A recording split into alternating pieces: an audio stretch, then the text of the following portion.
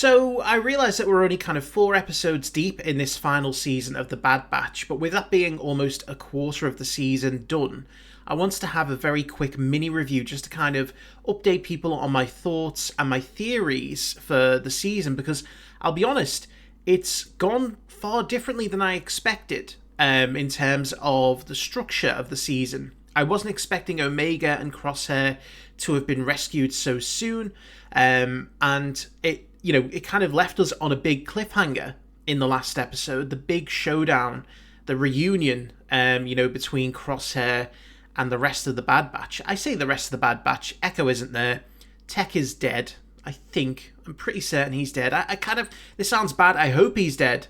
I really do. I want him to be... I want his sacrifice to actually mean something. I don't want him coming back and being, brainwashed by the Empire. Although I'd love to have him back alive, I just feel like what's done is done. I've accepted it. I came to terms with it. I don't want that wound reopened. And that's what would happen if I saw Tech show up again at some point. They've already been teasing us with his goggles. So I'm not 100% certain that he is gone. But the reunion between Crosshair, Wrecker and Hunter, the tension just at the end of that episode, the way it makes you just want to jump right into the next episode. It's like, this is good shit, man. This is the shit that I can really appreciate. People accuse me of being over analytical and being harsh, and yes, there is an element to that. If you've seen any of my reactions over on my reaction channel, I am very abrupt. I'm brutally honest about my opinions on shows, and I do have a tendency to sometimes overanalyze. But I cannot find a damn thing to criticize this show about.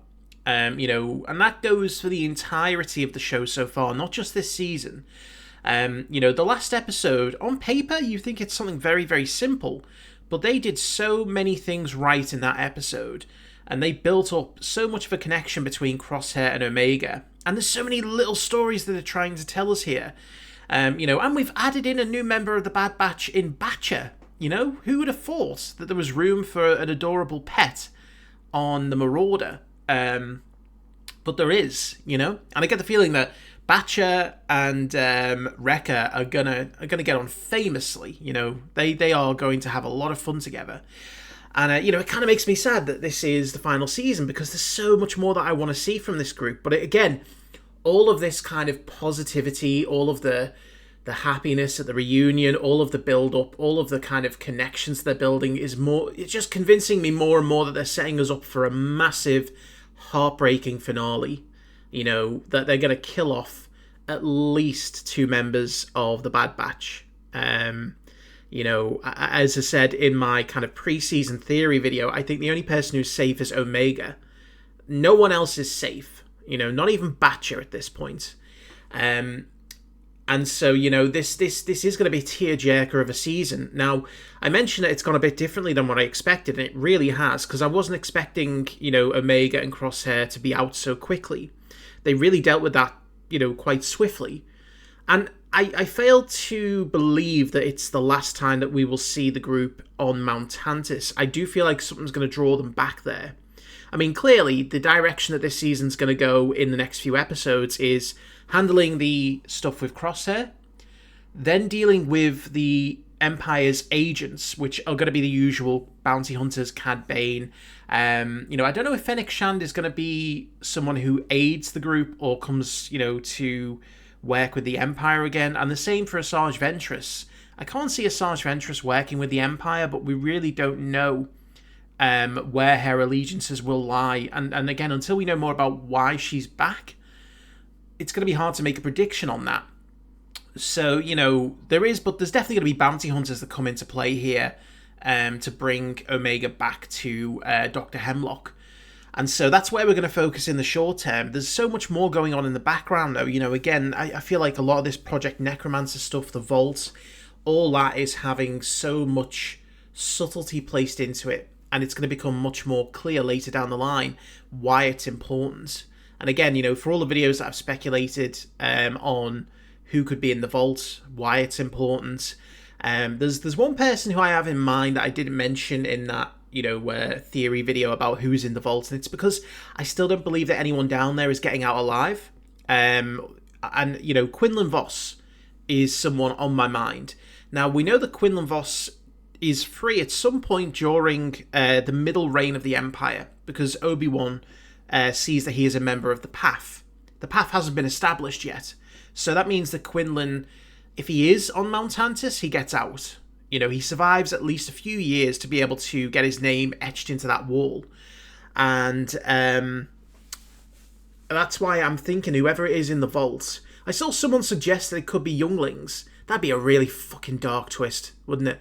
I mean, I know we've seen the youngling in the Ember in, Fortress Inquisitorius. And that was kind of like a dark moment where you're like, holy shit, man, these Inquisitors do not care. And I get the feeling that that might be a similar thing here, where we see, hostage younglings being held, for their blood. They're alive, but, for all intents and purposes, they are trapped and being held unconscious whilst their blood is harvested. That's something like the Empire would totally do. They would totally do. We've seen the baby-sized shackles that they've got in The Mandalorian. They totally arrest and, lock up babies. So that is going to be a big part of this season going forward. And, it makes me so excited because we've seen a lot of stuff from the trailer at this point.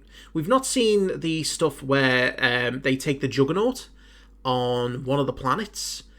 We've not seen anything with Pabu where we get a short shot of the assassin clone, who again appeared in the first 4 episodes, but they just gave us a sneak peek. Again, whether they're trying to tease us into believing that it's something bigger, who knows? But I'm just so... I love this word. I'm so titillized. I'm so titillized by, the potential of this season. And so far, everything has been fantastic. The comedy, the kind of playing off of each other that Omega and Crosshair had in the last episode, where Crosshair is just like, can you just let me shoot people? And Omega's like, no, we're going to do it my way. We're going to do it the peaceful way. We're going to try and gamble. Then we're going to try and bribe. And then when that doesn't work, she's like, you know what? Fuck it. Let's try it your way. And again, there's some salty there, because if you noticed, the first shot that Crosshair made, he missed. Again, they're very much playing up this tremor in his hand, and the fact that he's not as accurate a shot as before. Now, whether that's from trauma, from what's happened, whether it's, a psychosomatic thing that he can overcome. I get the feeling that's going to play into a big moment later down the line, a moment where he doubts his ability, where, maybe he's got to try and save someone with a one-time shot, and he's worried about his hand shaking, and he steadies it, and boom, he shoots someone.